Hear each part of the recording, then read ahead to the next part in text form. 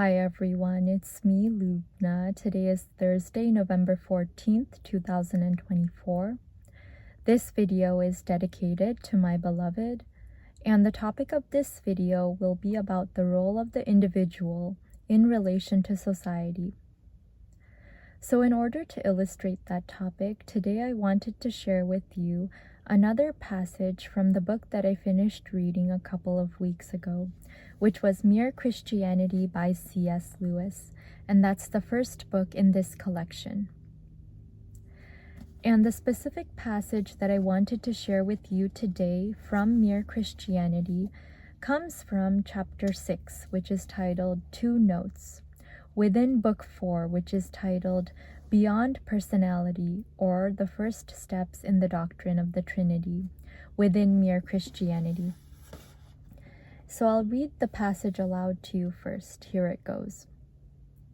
The idea that the whole human race is, in a sense, one thing, one huge organism, like a tree, must not be confused with the idea that individual differences do not matter, or that real people, Tom and Nobby and Kate, are somehow less important than collective things like classes, races, and so forth.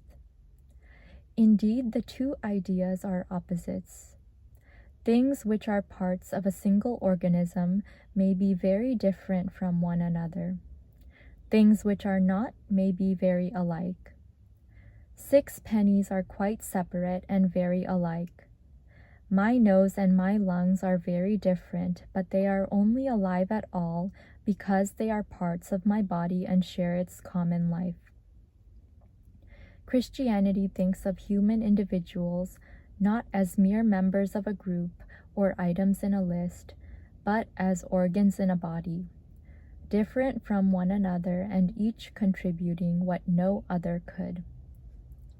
When you find yourself wanting to turn your children or pupils or even your neighbors into people exactly like yourself, remember that God probably never meant them to be that.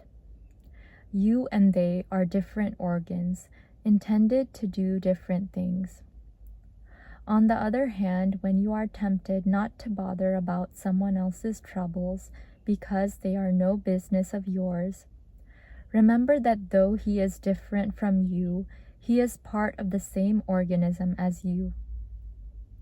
If you forget that he belongs to the same organism as yourself, you will become an individualist. If you forget that he is a different organ from you, if you want to suppress differences and make people all alike, you will become a totalitarian. But a Christian must not be either a totalitarian or an individualist. I feel a strong desire to tell you, and I expect you feel a strong desire to tell me, which of these two errors is the worse. That is the devil getting at us. He always sends errors into the world in pairs of opposites. And he always encourages us to spend a lot of time thinking which is the worse. You see why, of course. He relies on your extra dislike of the one error to draw you gradually into the opposite one. But do not let us be fooled. We have to keep our eyes on the goal and go straight through between both errors. We have no other concern than that with either of them. So that is the passage from Mere Christianity that I wanted to share with you today. And I thought it was very important when he stated that we have to find a moderation between the two, between being an individualist and somebody who cares about the whole and is part of the whole. So the individual is the smallest atom, the smallest unit of society and of humanity. And humanity and society as a whole is made up of those individuals, those individual parts. So if the individual is dysfunctional in some way, then the rest of society is going to be affected. And similarly, if one organ in the body is somehow not functioning properly, the rest of the body is going to feel the consequences of that.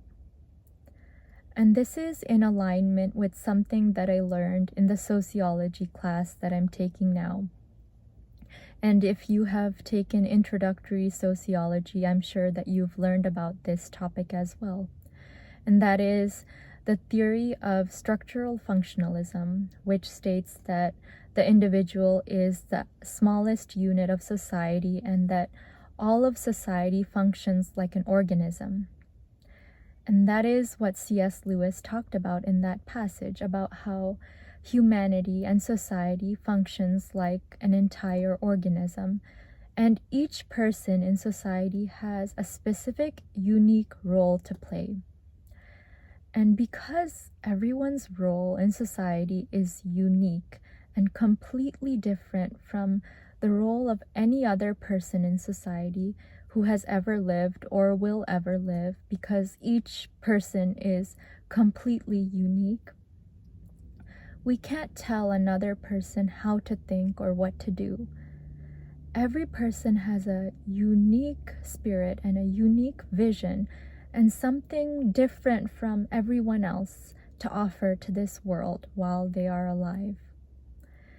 And so there is a lot of value in diversity and in the individual differences among people.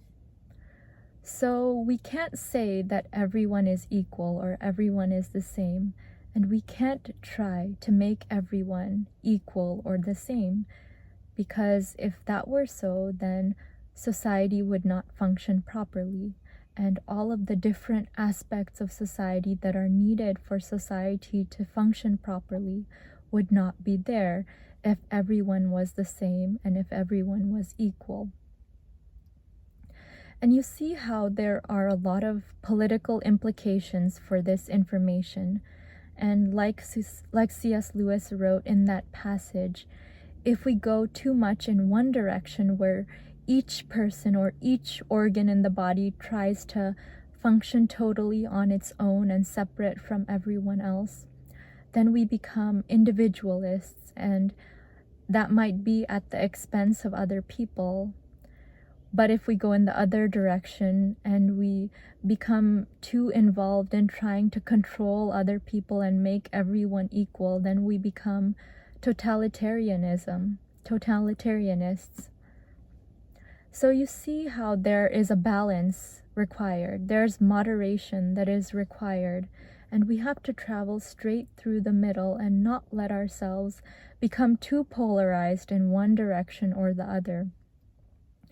And often, as I've mentioned before, we see this a lot in politics, and there is a lot of polarization because people don't understand the necessity for there to be both individuals and the society as a whole to function together.